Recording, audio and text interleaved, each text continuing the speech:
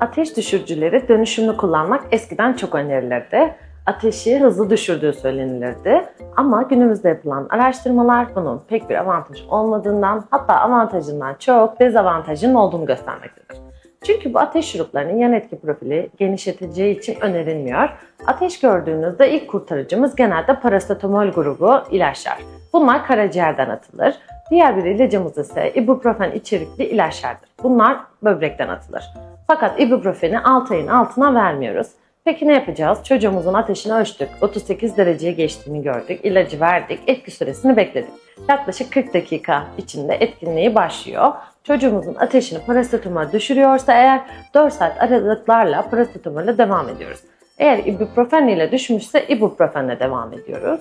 Bir diğer önemli konu ise yaptığımız ankette de gördüğümüz aşı sonrası ateş düşürücü vermeli mi karmaşası.